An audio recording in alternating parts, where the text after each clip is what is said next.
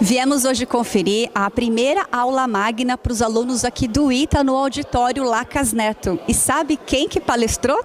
O ministro da Infraestrutura, Tarcísio Gomes de Freitas. Foi uma palestra incrível e ele falou dos setores que ele cuida.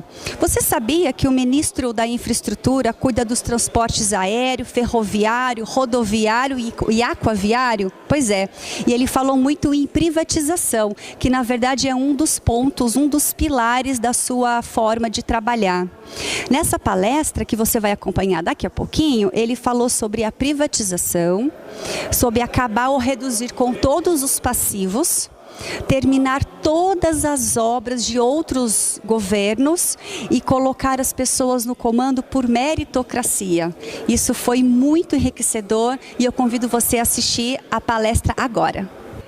Convida-se o senhor ministro da Infraestrutura, Tarcísio Gomes de Freitas, para dar início à aula magna de 2020.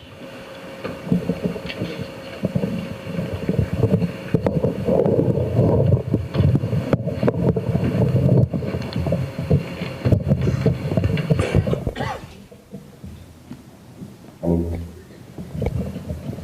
falar de pé que eu fico mais à vontade. Senão vão achar que eu sou o Roberto Carlos. Eu queria começar agradecendo o convite, cumprimentando o professor Dr. Anderson Ribeiro Correia, reitor do ITA, em quem eu cumprimento todos os professores, alunos, formandos aqui presentes, os deputados federais Hélio Lopes e Daniel Freitas, que fazem um grande trabalho na Câmara dos Deputados, Tenente Brigadeiro do Ar Sérgio Ferola, ministro do Superior Tribunal Militar de ontem. Em seu nome, eu cumprimento todos os oficiais de ontem, da reserva, que prestaram um grande trabalho às Forças Armadas. Tenente Brigadeiro do Ar, Hélio Paz de Barros, presidente da Infraero, nosso grande presidente da Infraero, tem feito um grande trabalho, todo dia tem uma entrega. Também o Tenente Brigadeiro do Ar, Regito, quem eu cumprimento. Major Brigadeiro do Ar, Hudson Potiguara, diretor-geral do Departamento de Ciência e Tecnologia Aeroespacial, DCTA. Arthur Lima, diretor-presidente da EPL, empresa hoje responsável por todas as nossas modelagens de concessão e pelo planejamento de longo prazo na área de transportes. Marcelo da Costa, secretário nacional de Transportes Terrestres do Ministério da Infraestrutura. Em seu nome, eu cumprimento todos os servidores do Ministério da Infraestrutura. Major Brigadeiro do Ar Antônio Hugo Pereira Chaves, demais autoridades, senhoras e senhores. Primeiro, é uma alegria muito grande estar aqui presente no Instituto Tecnológico de Aeronáutica, a primeira vez que eu estou aqui num centro de excelência, nesta casa tão importante, e para mim é uma alegria, uma honra muito grande. Estar numa escola que, no final das contas, como eu digo sempre, essas escolas são verdadeiras lojas de ferramentas, A gente entra numa escola dessa, no início lá da nossa trajetória, recebe uma sacola vazia, e aí os professores, que têm lá uma experiência enorme, vão dando para nós, ao longo do tempo, ferramentas. E a gente não sabe ao certo para que aquela ferramenta serve.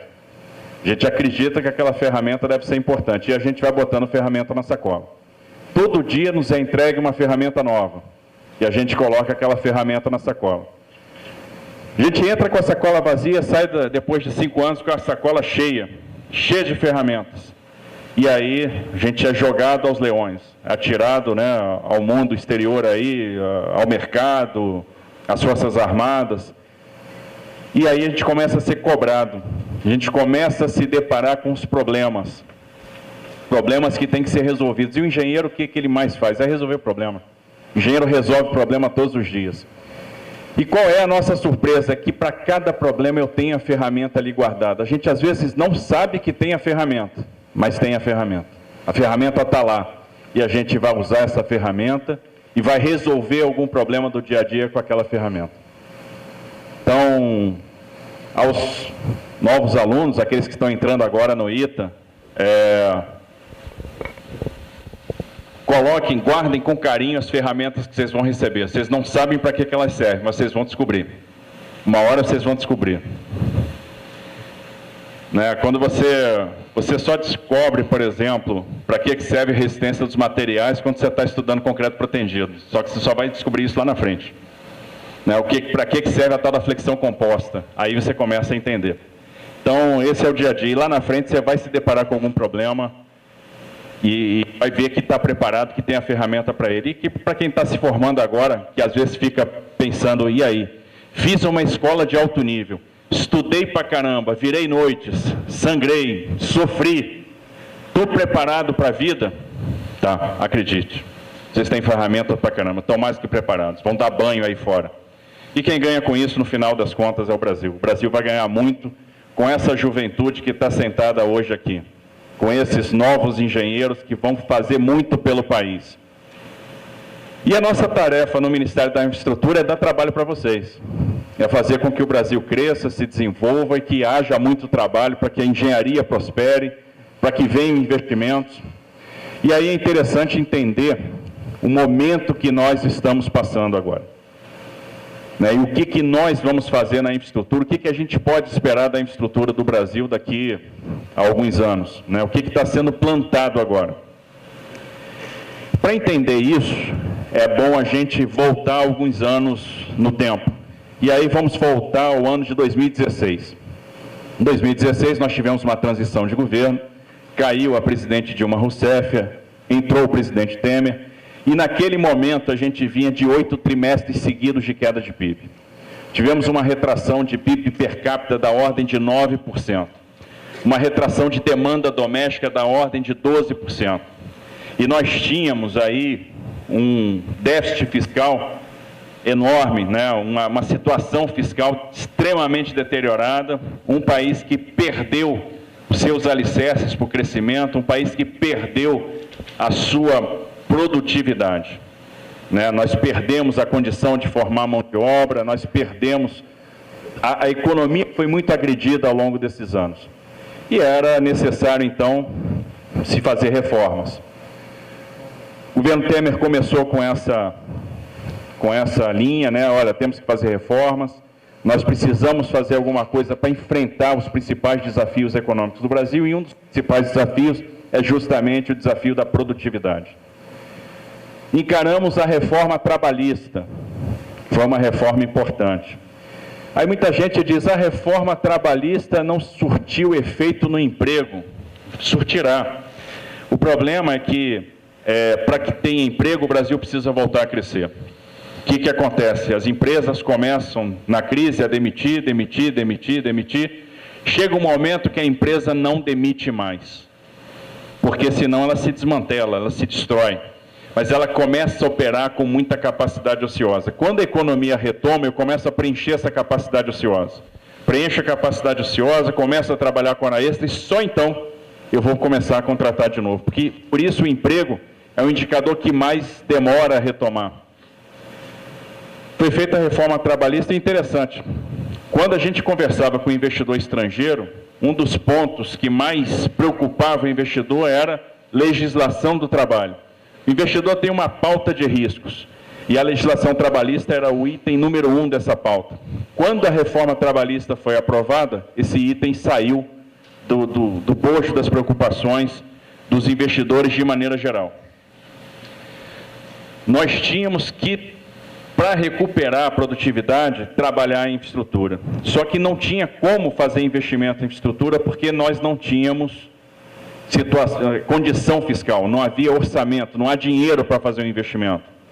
E aí se criou um programa de parceria de investimento com a intenção de trazer o investimento privado para a infraestrutura, de compor investimento privado com investimento público, né? Uma vez que o investimento público vai ser muito mais difícil. Se criou uma governança para isso, um conselho do programa de parceria de investimento, que é presidido pelo próprio presidente da República. Esse conselho decide quais os projetos são prioritários.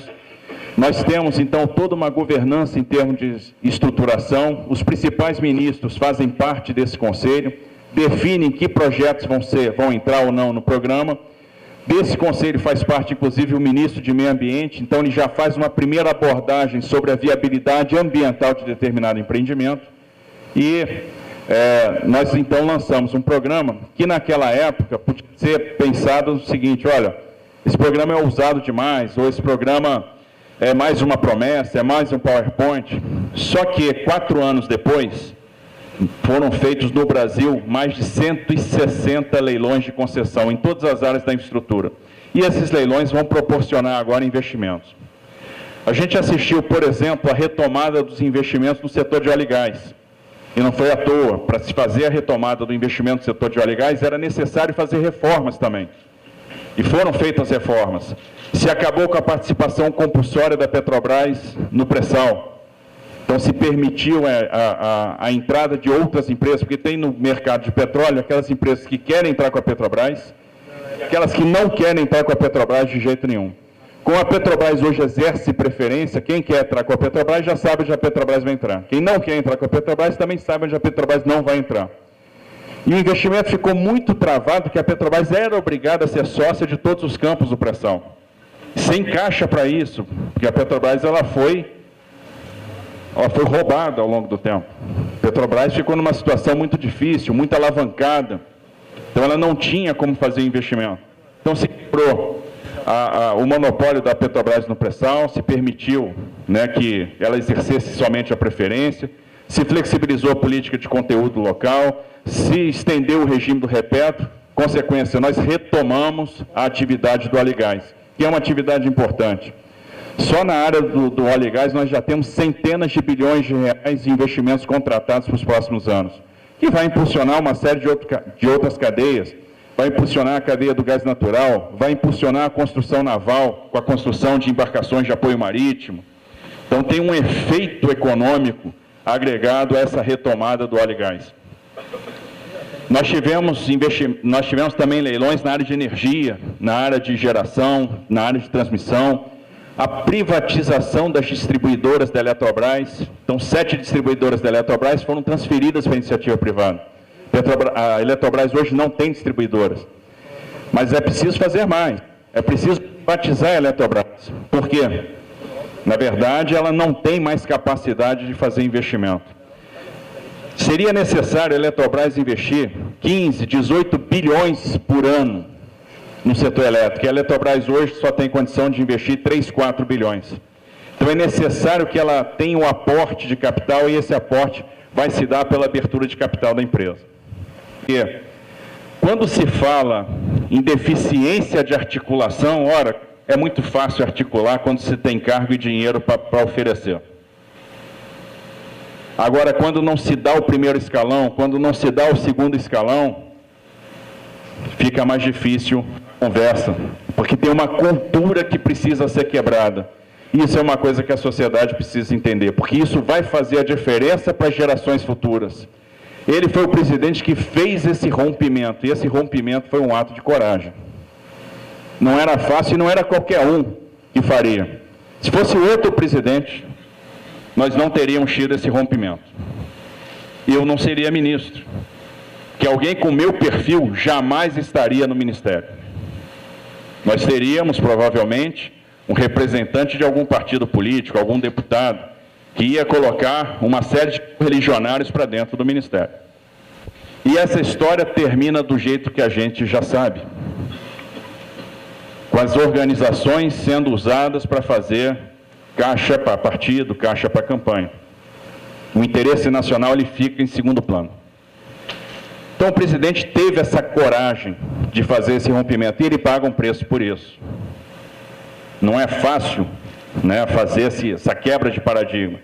Mas isso foi muito importante, porque nós conseguimos montar no Ministério um time de técnicos. Eu tenho um craque em cada posição. Eu tenho profissionais que entendem do que fazem.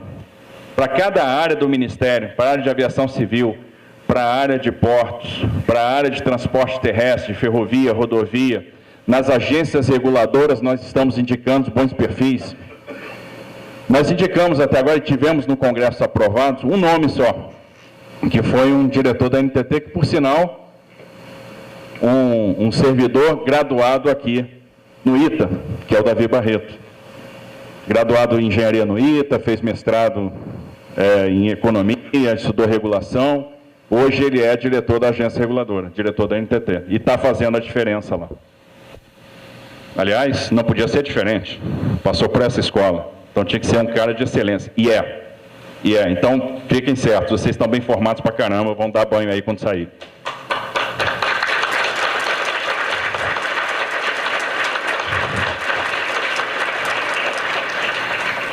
Então, passamos por essas mudanças e aí a gente tem que começar a olhar o que está acontecendo ao redor do mundo. E o que a gente vê aí fora no mundo?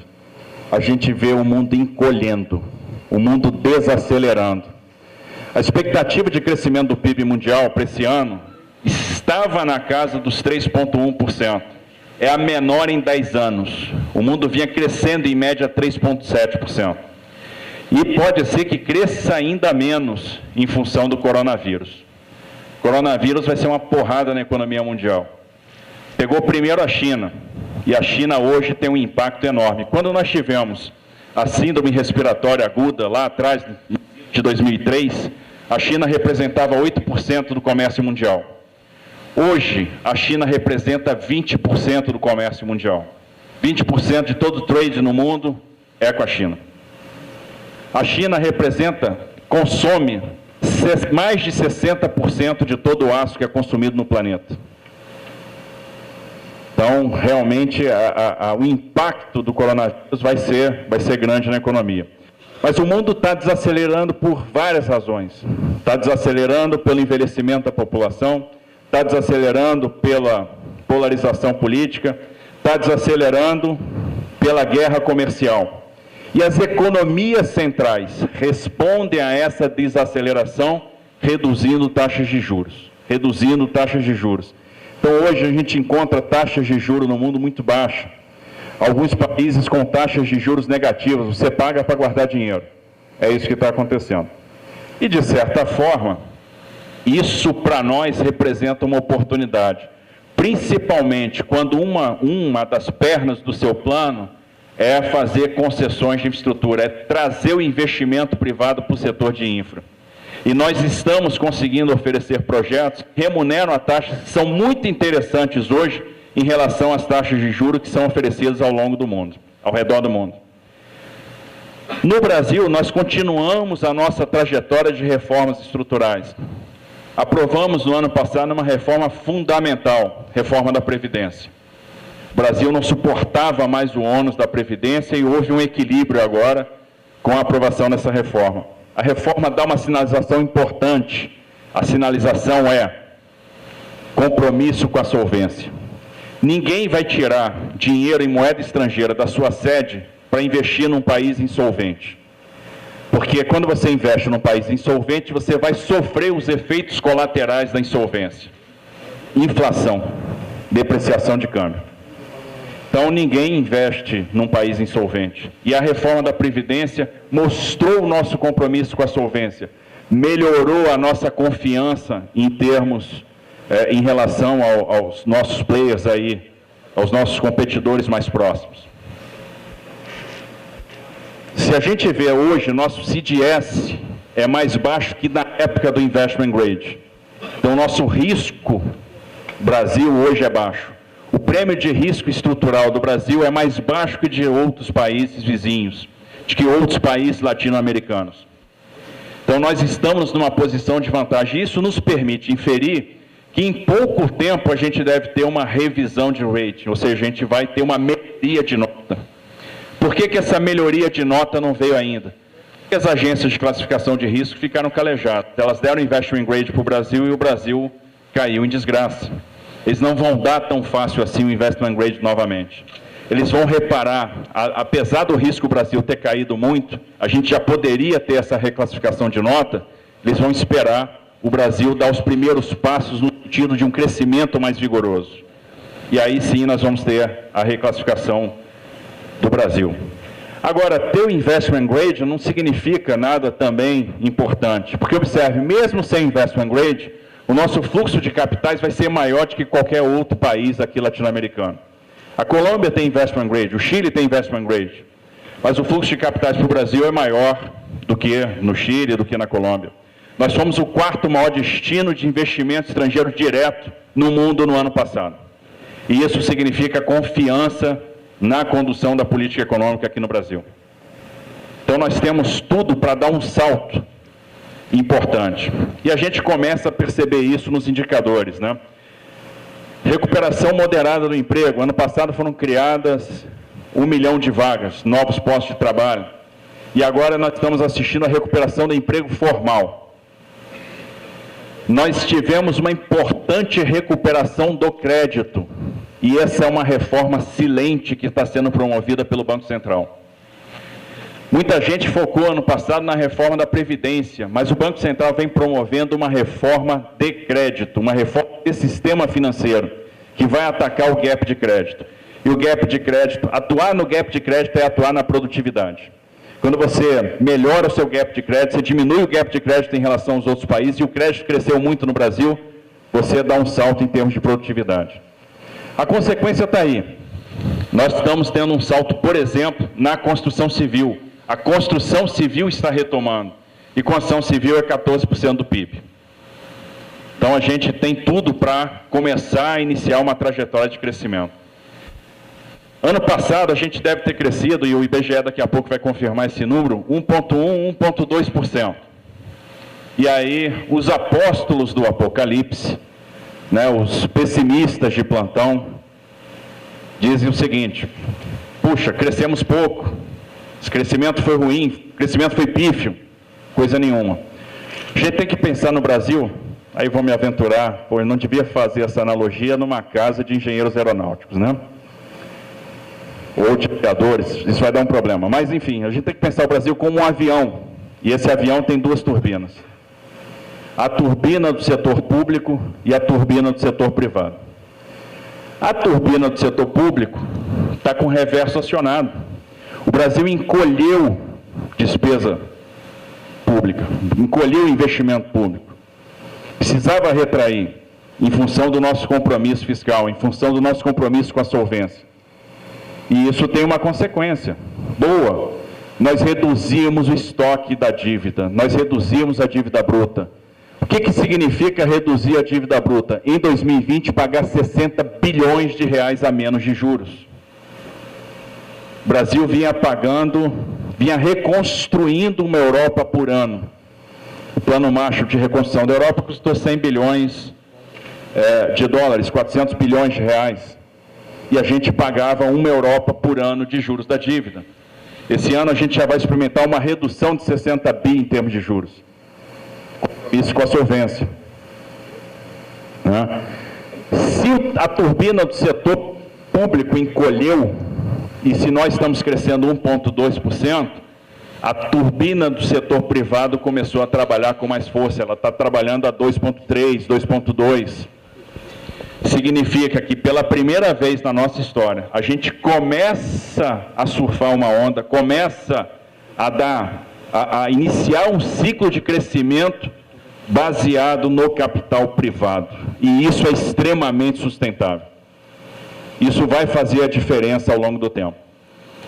Ou seja, nós não vamos dar um voo de galinha, nós vamos crescer 2, depois nós vamos crescer 3, vamos crescer 4, 4,5.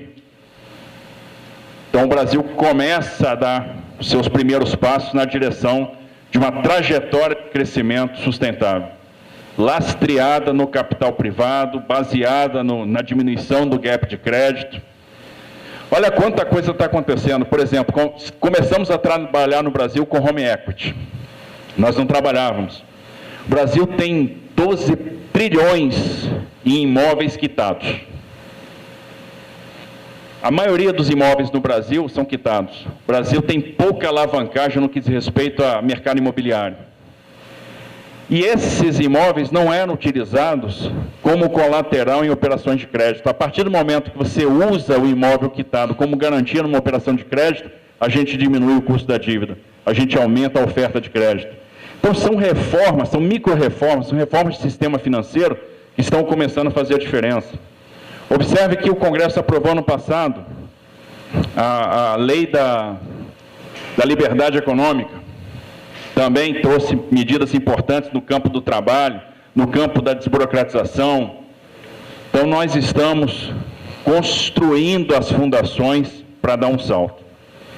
E quando a gente constrói as fundações para dar um salto, a gente começa a poder pensar em trazer o investidor estrangeiro. É um desafio trazer o investidor estrangeiro, porque o Brasil é aquele camarada que chegou numa festa 3 horas da manhã. Todo mundo já bebeu, todo mundo já comeu, está todo mundo cansado, querendo ir embora, e a gente chega lá, olha, cheguei. quero brincar, quero dançar também, quero me divertir, mas já está todo mundo indo embora. Então, trazer o investidor hoje é um desafio. Juro baixo favorece algumas coisas. Observe, por exemplo, o pessoal reclamou muito, né, da expansão da desvalorização do real, da expansão vamos dizer, da desvalorização do câmbio, né, da pressão do câmbio. A pressão do câmbio tem uma explicação. O juro ficou muito baixo no Brasil. As empresas começaram a mandar dinheiro para o exterior. Elas começaram a prepagar dívida em dólar e se endividar em real. Então, tivemos fuga de capital estrangeiro. Os investidores estrangeiros saíram do Brasil. Agora, em compensação, nós tivemos um acréscimo no mercado de capitais. O mercado de capitais do Brasil cresceu muito, né? Nós mais que dobramos as pessoas em bolsa de valores no ano de 2019. Então, nós estamos indo numa boa direção. E aí, a gente tem todos os elementos para tentar trazer o investidor estrangeiro para cá. E aí, entramos no que a gente está fazendo no Ministério da Infraestrutura. Nossa ação no Ministério da Infraestrutura está baseada em 4 pilares. Primeiro pilar, concessões de infraestrutura para iniciativa privada. Concessão de ativo para iniciativa privada. O que eu puder passar para iniciativa privada, eu vou passar. Porque isso alivia o meu orçamento fiscal, e eu preciso de aliviar o orçamento. Eu fui diretor do DENIT 4 anos. Naquela época, tinha no DENIT 13 bi de orçamento. Só no DENIT. Hoje, para o Ministério inteiro, eu tenho 8 bi. E a gente tem que se virar com 8 bilhões. Então, eu preciso fazer uma composição com o investimento privado. Eu preciso transferir ativos para a iniciativa privada. O segundo passo, o segundo pilar da nossa atuação lá é resolver passivos, resolver problemas que nós herdamos. Nós tivemos problemas de modelagem no governo passado, né, que geraram uma série de ativos deficitários, ativos com problemas.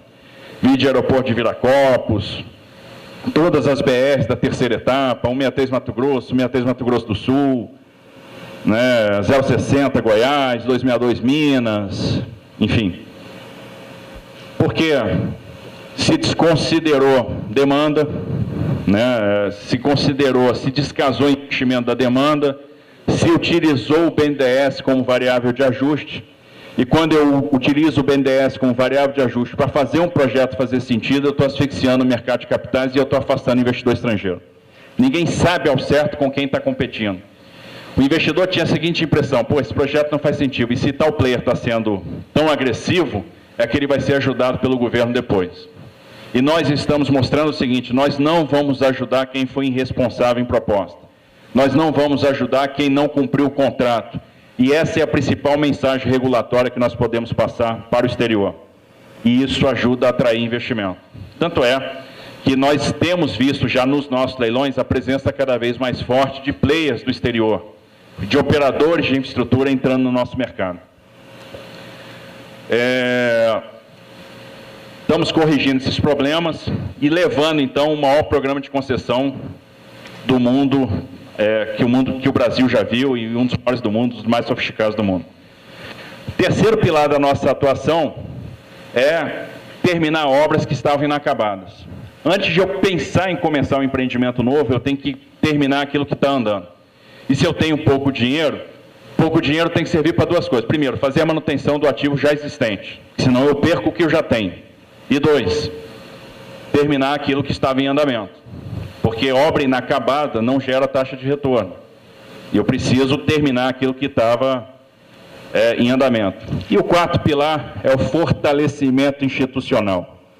Fortalecer as instituições, fortalecer as agências reguladoras, criar dificuldades, embaraços para que, caso depois lá na frente, venha gente mal intencionada e já não consigam operar como faziam no passado. Exemplo, hoje, para ser dirigente no Ministério da Infraestrutura, qualquer um tem que ser submetido a um processo seletivo. Isso me dá uma blindagem com relação à indicação política. E é interessante porque a gente tem briga por causa disso. Vou dar o exemplo da Companhia Docas do Ceará. Botei lá uma presidente da Companhia Docas. A mulher é engenheira de produção, fez mestrado nos Estados Unidos, fez especialização em gestão portuária na Holanda, trabalhou no porto de Antuérpia, trabalhou no porto de Roterdã, foi dirigente, foi diretora da Companhia Docks do Espírito Santo e trabalhou na Secretaria Nacional de Portos. Entrou no porto, a receita aumentou 17%. Mas a bancada do Ceará não aceitava ela. E a justificativa era: a gente não aceita uma pessoa que não seja cearense na Docks do Ceará. Eu tenho um currículo para oferecer, então me dá seu currículo que eu vou analisar. Não, olha aqui, fulano é formado em teologia. Nada contra. A gente precisa de oração, mas talvez não na presidência da companhia. Trabalhou na Legião Brasileira de Assistência, fez curso de formação de cabos e foi secretário parlamentar. E a pergunta que eu fiz foi a seguinte: deputado, o que o senhor tem contra meritocracia? Quando a gente cria a sistemática de ter o processo seletivo para dirigente, eu afasto esse tipo de indicação. E quem nos suceder vai ter pelo menos o constrangimento de ter que derrubar a portaria. Vai ter que justificar por que ele não quer mais fazer processo seletivo para indicar dirigente. Então essa é a quarta perna da estratégia. Falando da primeira perna, falando das concessões, que talvez seja o principal, por quê? As concessões que nós projetamos para a infraestrutura vão representar a contratação de 250 bilhões de investimento nos próximos 4 anos. E nós já começamos bem, então eu não estou aqui vendendo sonho no terreno na lua. Ano passado nós fizemos 27 leilões de concessão. Já fizemos a primeira desse ano, que foi há 2 semanas atrás, leilão da BR-101 Santa Catarina, lá do deputado Daniel. Março nós já fazemos outra, que é um terminal de passageiros lá no Porto do Ceará. E por aí vai. Nós vamos fazer esse ano entre 40 e 44 leilões de infraestrutura. Nós vamos entregar esse ano 52 obras, fazer uma entrega por semana. Mas no campo das concessões serão então 250 bilhões de reais contratados nos próximos anos. Bom, eu tenho que oferecer esses ativos no exterior, principalmente no exterior, porque se eu pegar o mercado de infraestrutura no mundo que tem a condição de entrar nos nossos leilões, fazer os investimentos, o mercado de infraestrutura do mundo cabe numa folha de A4. Basicamente eu tenho 2 braços, um braço financeiro e um braço operacional. O braço financeiro são fundos de investimento, investidores de equity e dívida, são fundos de pensão e são fundos soberanos. Então, os investidores de equity e dívida geralmente estão nos Estados Unidos e Inglaterra. Os fundos de pensão, Estados Unidos e Canadá, os fortes, que têm apetite para investir em infraestrutura. Os fundos soberanos árabes e asiáticos. Na outra perna, o braço operacional, são alguns operadores de infraestrutura que topam o risco, que entram nesses investimentos de longo prazo. Na sua grande maioria, espanhóis, alguns italianos, franceses, suíços, alemães, japoneses, canadenses e chineses. E não passa disso. E a gente tem que trazer esses caras para cá. Só que o mundo inteiro quer trazer esses caras para lá. O mundo inteiro quer trazer esse dinheiro, o mundo inteiro quer trazer esses operadores. Então a gente tem que mostrar para eles que nós somos melhores do que os outros. Nós temos que mostrar para eles que nós temos segurança jurídica, nós temos que mostrar para eles que nós temos fortaleza regulatória, densidade regulatória, agências que funcionem. Nós temos que mostrar para eles que nós soubemos tratar os riscos que são observados pelos investidores. E a primeira coisa que a gente faz lá é, primeiro, contar a história do Brasil, contar que nós estamos fazendo o dever de casa, que nós estamos caminhando na linha da solvência, que nós estamos fazendo reformas estruturais, estamos tratando a questão das leis trabalhistas, fizemos a reforma da Previdência, vamos fazer reforma administrativa, vamos fazer reforma tributária. Então isso é importante, para o investidor ganhar confiança. E depois a gente entra um pouco nos contratos. Todos os riscos que os investidores detectavam a gente está tratando. Por exemplo, risco de câmbio. frequentemente, sempre o risco do câmbio foi um risco observado pelos investidores e isso nunca foi tratado pelas autoridades econômicas. Nós estamos tratando. E às vezes tratando por dentro do contrato, usando a criatividade. Vários contratos, nós temos parcelas de outorga fixa, outorga variável, ou seja, valores que são devidos pela exploração do ativo por parte do concessionário. A gente utiliza a outorga variável, por exemplo, para redear câmbio, ou seja, se o investidor toma dinheiro no exterior, né, e de repente sofre com uma depreciação, a gente abate a perda da depreciação daquele valor da outorga variável. Se tiver um ganho com o câmbio, ou seja, o câmbio apreciou, a gente acrescenta a apreciação naquela outorga variável. E eu vou trabalhando com débitos e créditos numa conta gráfica até o final do período de financiamento, tendo ainda uma cauda até o final do contrato para fazer o acerto de contas. Ou seja, é um jogo de soma zero no final do contrato, mas que protege o investidor no curto prazo. Eu não deixo o investidor morrer no curto prazo. Sempre partindo do pressuposto que câmbio e inflação vão convergir no longo, né? Então, a gente está dando esse tratamento dentro do contrato. A gente está tratando, por exemplo, uma coisa que afligia muito o investidor estrangeiro, tributação sobre o ganho de capital. E as regras brasileiras estão se adaptando, por exemplo, às regras dos países da OCDE. Né? A gente está deixando de tributar o ganho de capital na última perna, que era uma coisa também importante. Nós estamos modernizando as nossas regras de câmbio. As operações de swap vão ficar mais baratas, porque ao invés de tributar o final de cada liquidação, a gente vai tributar apenas o final da operação. Então são questões que vão conversando com o investidor estrangeiro e eles hoje têm a percepção que o Brasil tem o programa de concessões mais sofisticados do mundo. Isso desperta o interesse. Nós conseguimos dar um grau de sofisticação não visto antes. E é por isso que os nossos leilões estão sendo todos bem-sucedidos até aqui. Leilões importantes estão sendo feitos e estão sendo bem-sucedidos. Nós fizemos, ano passado, nossa primeira, e agora entrando um pouco nos setores, nos modos de transporte, nós fizemos o primeiro leilão de concessões de aeroportos em blocos.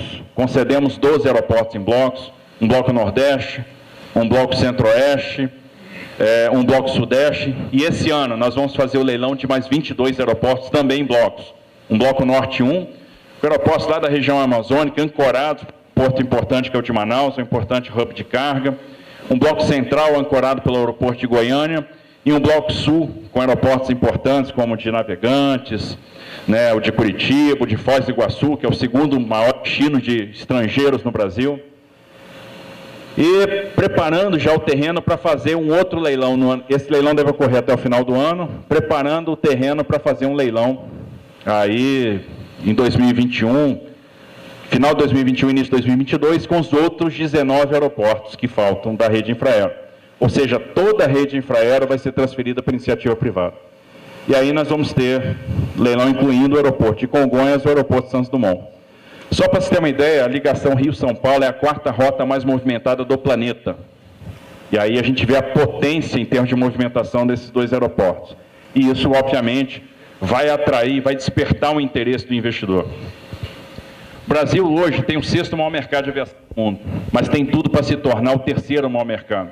Em função da dimensão territorial, em função da população. E para isso, para a aviação crescer no Brasil, a gente também tem que atuar em alguns fatores. A gente tem que atuar nos fatores de custo, a gente tem que atuar na regulação.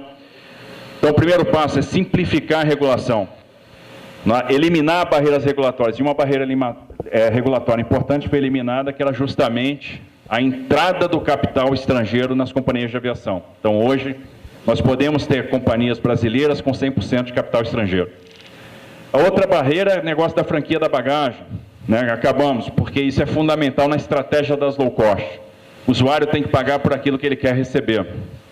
Nenhuma empresa de baixo custo vai entrar aqui tendo que fornecer determinados serviços e alocar a estrutura para coisas que, às vezes, o usuário não está disposto a pagar. Nós temos que acabar, por exemplo, com o adicional da tarifa de embarque internacional, $18. Isso foi criado lá atrás para amortizar a dívida mobiliária da União. Essa necessidade não subsiste, mas a tarifa ficou. Como é que uma empresa low cost quer vir para o Brasil e fazer um voo internacional aqui de $50 se tem 18 de tarifa internacional? Então, são as barreiras que nós temos que eliminar. A outra barreira é do combustível. Há uma concentração, há um monopólio de alguns distribuidores no fornecimento de querosene de aviação. Estruturas de tancagem, de dutos, que já foram amortizadas, são utilizadas como se fossem propriedade dos distribuidores, e isso bloqueia a entrada de novos distribuidores. Então, isso aumenta o preço do querosene. A gente tem que atuar no preço do combustível, atuar no imposto. Isso nós estamos trabalhando com os governos dos estados. Vários governadores já baixaram o ICMS sobre querosene, e essa redução de ICMS, ela sempre está relacionada a mais movimentações, a novas rotas, novos fluxos, a stopover. Então, isso vai fazer com que a aviação cresça. Acordos de céus abertos. Estamos firmando acordos de céus abertos com uma série de países do mundo. E investimento na infraestrutura regional. Quando a gente faz uma concessão, o recurso vai para um Fundo Nacional de Aviação Civil, e esse recurso depois é aportado no investimento em equipamentos de menor porte, equipamentos que vão abrigar a aviação regional. Hoje nós voamos no Brasil para 140 localidades. O nosso objetivo é começar a voar para 205 localidades. É aumentar a oferta de equipamentos, principalmente no interior, para que a gente possa fazer voos regionais. E a Infraero está tendo um papel importante nisso. Então, a aviação vai crescer muito, e nos próximos 2 anos e pouco, a gente vai ver, então, o leilão dos 41 aeroportos da rede Infraero. Serão 2 leilões, com 3 blocos em cada leilão. Então, com aeroportos importantes sendo transferidos para a iniciativa. No setor portuário, também nós vamos passar por uma pequena revolução, com quebras de paradigma importantes. Nós fizemos, ano passado, 13 arrendamentos portuários, 13 leilões de portos. Nós, esse ano, devemos fazer 15. Alguns importantes, como de terminal da Petrobras, hoje, da Transpetro, no Porto de Santos, deve ser um leilão enorme, super disputado. Vamos continuar, então, fazendo esses arrendamentos portuários, de terminais para todos os tipos de carga, começando com 5 leilões agora no meio do ano, para terminais em Itaqui, em Paranaguá. E vamos continuar assinando contratos de adesão para terminais privados. Houve uma grande revolução quando se permitiu que nós tivéssemos, em 93, o terminal privado. E a segunda revolução veio em 2013, quando se permitiu que esses terminais privados movimentassem carga de terceiro. Consequência, hoje, 2/3 das cargas movimentadas em portos brasileiros são movimentadas em terminais privados. Eles já superaram em muito, em termos de movimentação, os portos públicos. E esse movimento vai continuar. Ano passado, nós assinamos 29 contratos para terminais privados, o que representa 3,8 bilhões de investimento no setor portuário. E a grande mudança de paradigma é a privatização dos portos. E nós já estamos trabalhando as primeiras desestatizações. Vamos começar pelo Porto do Espírito Santo, que é um porto menor, com poucos contratos de arrendamento, mas com uma área greenfield ao norte, muito boa, que pode servir aí a novos terminais, vocacionada para líquidos, para minério, para celulose, servida por ferrovia e por rodovia. Então tem tudo para ser um evento aí de sucesso. E a gente começa com um portozinho menor, para na sequência fazer a privatização no Porto de Santos, provavelmente conjugada com São Sebastião. Obviamente, nem todos os portos são privatizáveis. Tem porto que tem tanto passivo, e tão pouca movimentação, que não é possível a transferência dele para iniciativa privada. Mas aquele que for possível, a gente vai transferindo, vai ganhando know-how, vai ganhando tecnologia e fôlego para sanear os outros, para que no futuro a gente possa, então, fazer uma transferência mais maciça desses equipamentos para iniciativa privada. Na área de rodovias, nós vamos fazer leilão de 17 mil quilômetros de novas concessões nos próximos 3 anos. É muito? É pouco? É muito. Só para se ter uma ideia, o Brasil fez 10 mil quilômetros de concessão em 25 anos. Nós estamos falando em fazer 17 mil em 3. Já começamos, a gente tem mais de 5 mil quilômetros estruturados, já indo para o Tribunal de Contas da União, e com leilões que devem acontecer já no ano de 2020, início de 2021. Nós teremos leilões importantíssimos. Por exemplo, novo leilão da rodovia Presidente Dutra, da ligação Rio-São Paulo. E aí nós vamos ter aí uma rodovia muito mais moderna, uma rodovia que vai ter iluminação de LED de cabo a rabo, de ponta a ponta, 32 bilhões de reais de investimento, muita quarta faixa, uma nova descida da Serra das Araras, com 4 pistas de cada lado, enfim, vamos melhorar muito a situação aí da Nova Dutra, né, com muitos investimentos nos municípios do Vale do Paraíba, na chegada em São Paulo, 1,1 bi só no município de Guarulhos, né, ali a gente vai ter uma via expressa com free flow, ou seja, o que tem de mais moderno em termos de tecnologia de informação, em termos de operação rodoviária, nós estamos trazendo para essa concessão da Nova Dutra. E, assim, nós vamos ter concedidas ligações importantes para o agronegócio, por exemplo, como a 153 Goiás-Tocantins, né, que liga Anápolis a Porto Nacional, a 364 Rondônia. Hoje, pela 364 Rondônia, já sobem 10 milhões de toneladas de grãos. Né, carga que sai do Nordeste do Mato Grosso, chega a Porto Velho, embarca na hidrovia do Madeira até Itacoatiara, e Itacoatiara segue no longo curso para a Europa e Ásia.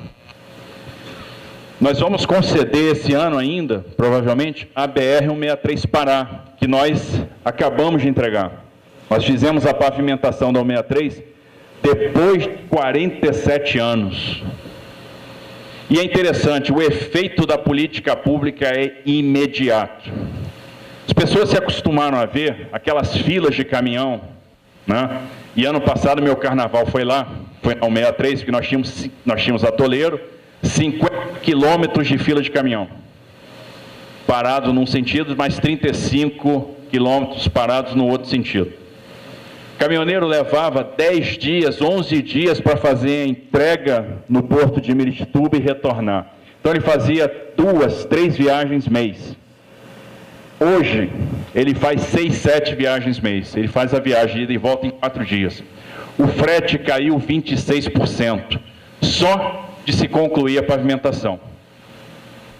Então é imediato, o efeito é imediato. E nós já vamos, pela 163 Pará, esse ano, já sobem 14 milhões de toneladas em direção a Miritituba. E esse ano a gente faz a concessão dela. Então, o programa de rodovias também é um programa muito vigoroso. Só no Paraná, que é um estado, que é uma potência agroindustrial, são 4.100 quilômetros de concessão, são quase 100 bi entre investimento e operação. Então, é uma coisa que vai transformar. E detalhe, a gente consegue fazer essas concessões baixando as tarifas que nós temos hoje. Falei da Dutra, nós vamos trazer 32 bilhões de investimentos. E o usuário da Dutra, que sai do Rio de Janeiro e chega a São Paulo, vai pagar 20% menos tarifa. Então isso é modelagem. E a gente está trazendo o que existe melhor em termos de modelagem para essas concessões. E no campo das ferrovias, esse talvez é um dos que eu mais gosto, porque apesar de ser mineiro, eu gosto de trem. Nós vamos ter o maior boom de investimento dos últimos 100 anos.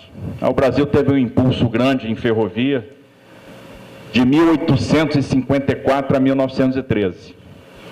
E aí a gente agora vai retomar a nossa atividade ferroviária.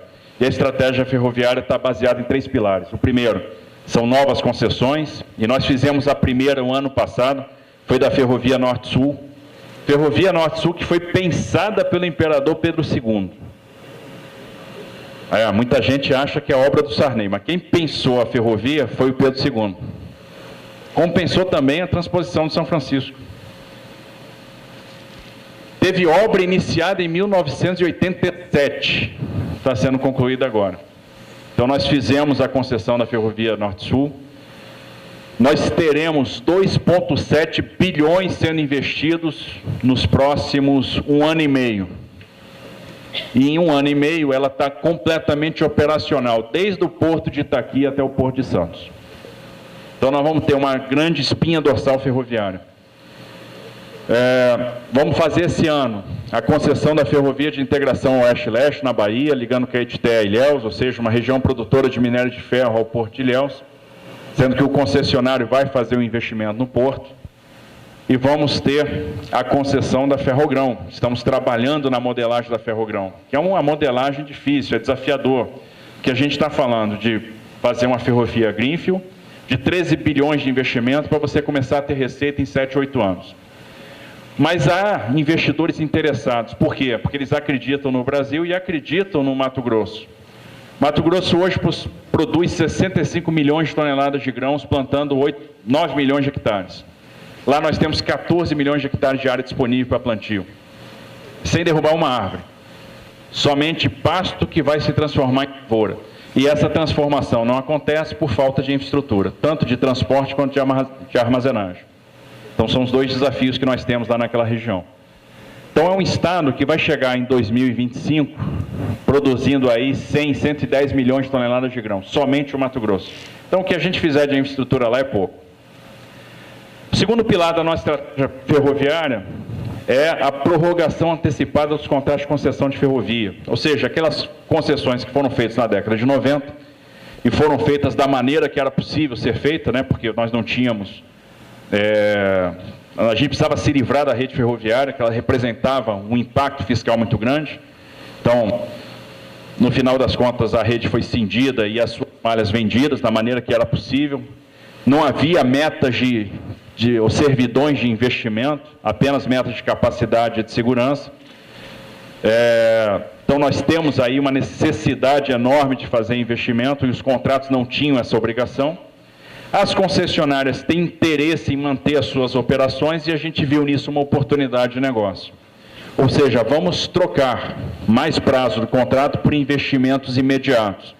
E vamos aproveitar essa oportunidade para rever toda a regulação do setor. Então, a gente está revendo toda a parte contratual.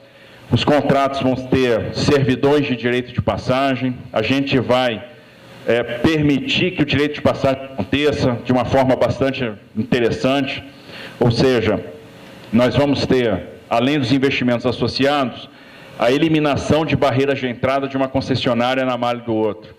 Então, nós estamos definindo os requisitos de transferência de eletrônica embarcada, os requisitos de formação de maquinista, de manutenção de máquina. Cada contrato vai ter lá o seu monitoramento de capacidade ociosa, ou seja, a gente vai medindo a saturação da via, chega ao nível de saturação, dispara um gatilho de investimento, para que a gente sempre tenha estoque de capacidade para terceiro e a gente consiga, então, ter interoperabilidade entre as malhas. Primeiro contrato nós já fechamos, a gente vai assinar agora no mês de março, é o contrato de prorrogação da Malha Paulista, que pega a carga que vem do Mato Grosso pela Ferronorte, que vem da Norte-Sul, que vem da MRS de Minas Gerais e que leva até o Porto de Santos. É uma ferrovia que tem hoje uma capacidade de 35 milhões de toneladas. Nós vamos fazer um investimento de 6 bilhões de reais em 5 anos. E vamos jogar essa capacidade para 75 milhões de toneladas. Fora todo investimento que vai ser feito na chegada a Santos. Como vão ser 7 linhas novas, mais uma pera ferroviária. E isso tem a ver com também o novo plano, o novo PDZ do Porto de Santos, onde a gente vai transformar, nós vamos trabalhar com a lógica de clusters, o Porto de Santos, então, vai ser dividido em vários clusters para determinados tipos de carga. Isso já pensando na logística de ferrovia na chegada ao porto. E estamos aproveitando para usar a criatividade. Observem, por exemplo, prorrogação da Estrada de Ferro Vitória-Minas, da Vale. Então, a Vale quer prorrogar a Estrada de Ferro Vitória-Minas. Ok, vamos prorrogar. Como eles fizeram muitos investimentos ao longo do tempo, já não tem mais o que investir tanto na malha. Só para se ter uma ideia, uma ferrovia de 1904, que hoje, bitola métrica, que hoje faz 120 milhões de toneladas ano. Ou seja, isso é possível graças a muito investimento. É uma das 10 ferrovias mais eficientes do planeta. Aliás, nós temos aqui no Brasil as ferrovias mais eficientes do planeta. E a mais eficiente do planeta é a Estrada de Ferro dos Carajás. É a única no mundo que a gente opera com 300 vagões e 6 locomotivas. Esse é o trem-tipo lá. Tem um parque de oficinas que é moderníssimo, que o vagão ele para, nós temos um carrinho por baixo que tira um rodeiro, anda mais um pouquinho, coloca o rodeiro novo, né, tira o rodeiro para manutenção, e essa operação é feita em 2 minutos. Troca-se um rodeiro de trem mais rápido do que o borracheiro troca o pneu do carro. Isso é eficiência na veia, isso é produtividade. E é por isso que a ferrovia faz 200 milhões de toneladas ano. Muito pouca gente sabe, mas hoje 22 milhões de toneladas que saem do Mato Grosso chegam ao Porto de Santos por ferrovia. E nós começamos agora a fazer a operação de container, né, de carga containerizada com container empilhado. Né? Estamos trabalhando com double stack. Então a gente está aumentando a capacidade ferroviária. Esses investimentos que vão ser feitos, por exemplo, na Malha Paulista, né, a gente falou em 6 bi, nós vamos ter duplicação de trecho, construção de contornos e substituição da superestrutura. Então nós vamos ter dormente novo e trilho novo. O trilho tem que ser de outro perfil, porque a gente hoje trabalha com trem tipo de 80 vagões, nós vamos começar a trabalhar com trem tipos de 120 vagões.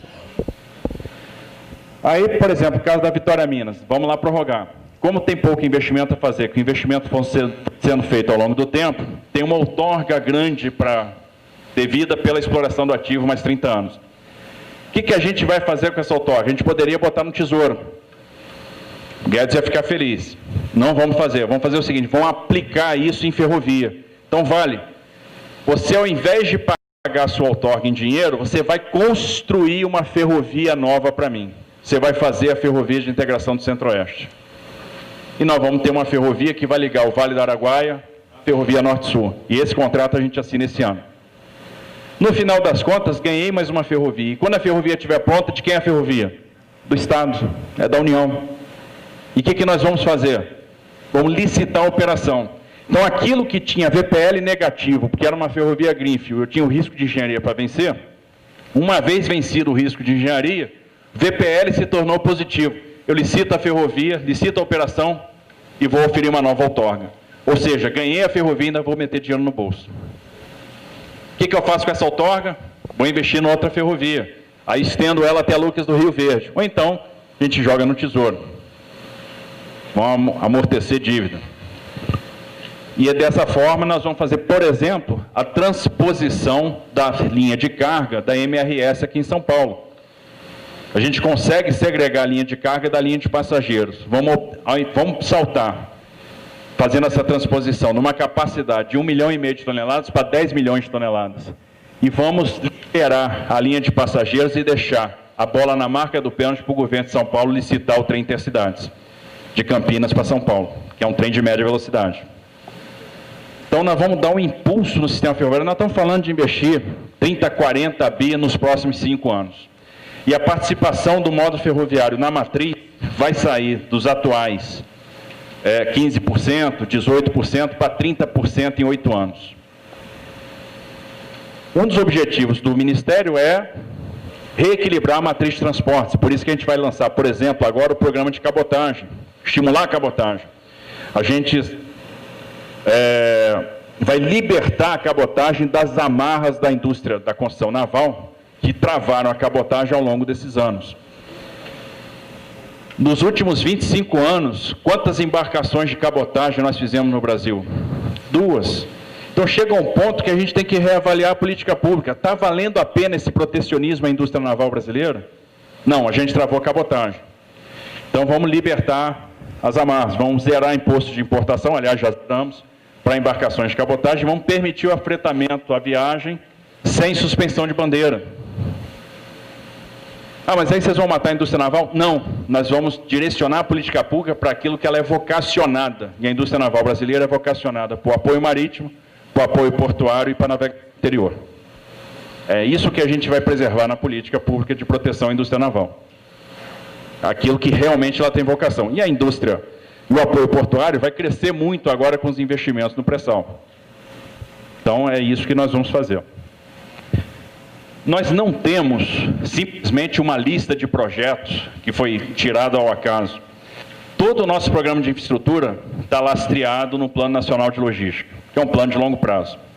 Ou seja, que é um plano microeconômico, é um plano onde a gente analisa as origens e destinos, ou seja, a gente monitora como é que é a produção no Brasil, a gente verifica, por meio de modelos econométricos, como essa produção vai crescer ao longo do tempo.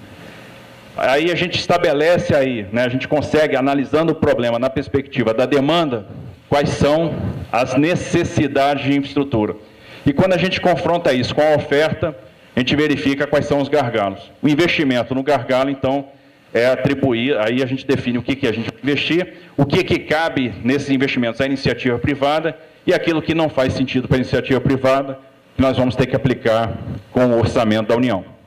Então, é assim que está montada a estratégia para os próximos anos aí do Ministério. Então, são 250 bilhões que vão ser contratados para os próximos anos, e o que nós podemos esperar é uma infraestrutura completamente diferente em 5, 8, 10 anos, né, com aquilo que está sendo plantado agora. E como eu falei, infraestrutura é pensar a longo prazo. A gente vai plantar para alguém colher. E é assim mesmo. A gente, quando está no governo, a gente entra numa corrida de revezamento. Alguém passou o bastão para nós. Recebemos o bastão. Vou correr o melhor que posso para passar o bastão para alguém numa situação melhor do que a que nós recebemos. E essa é a lógica, é assim que nós estamos trabalhando no Ministério.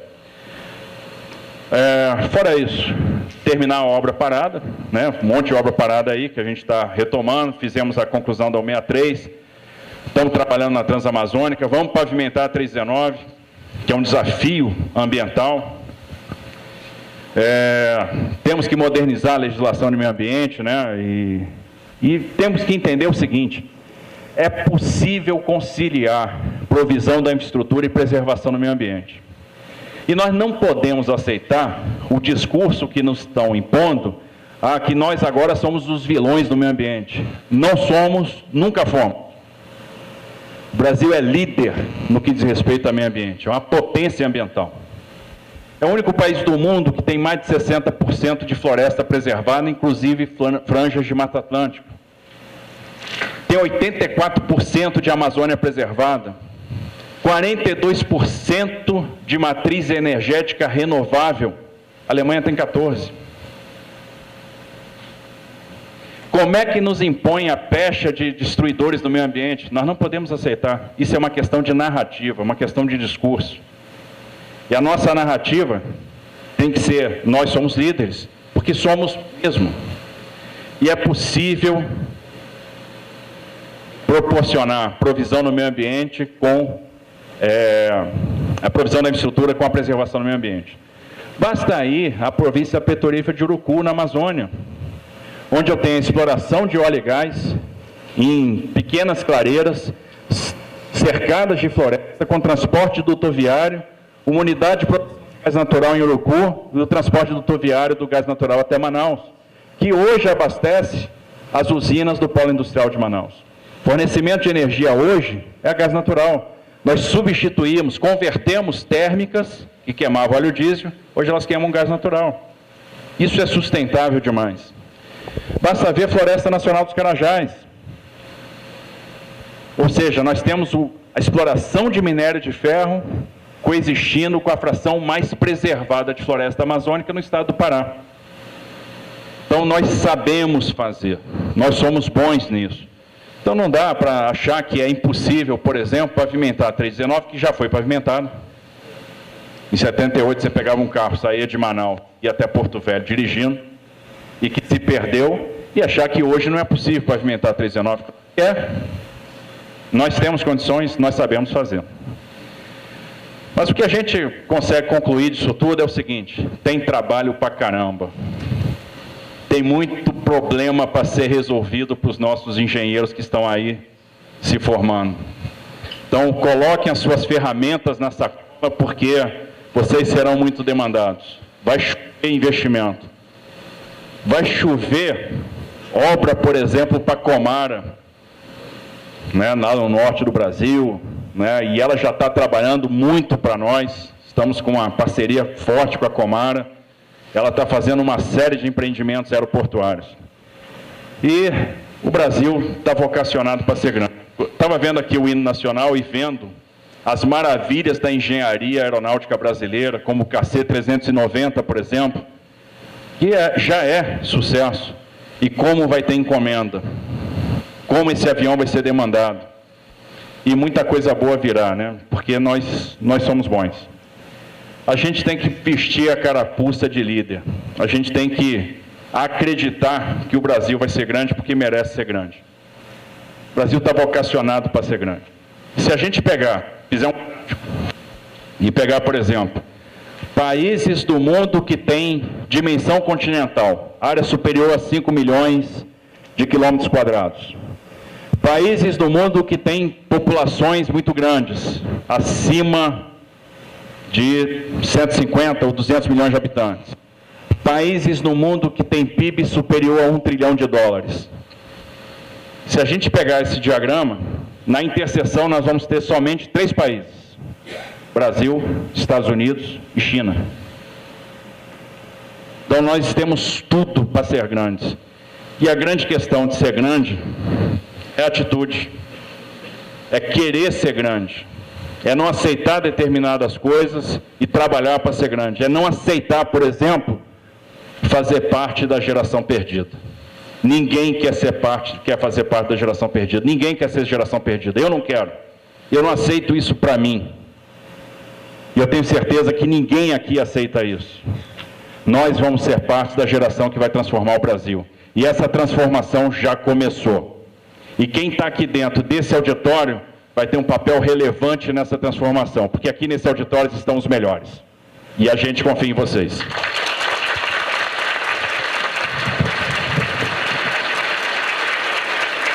Bom, já falei demais, vou parando por aqui. Muito obrigado. E a nossa fé em vocês é inabalável. Parabéns, muito sucesso. Vocês vão transformar o Brasil.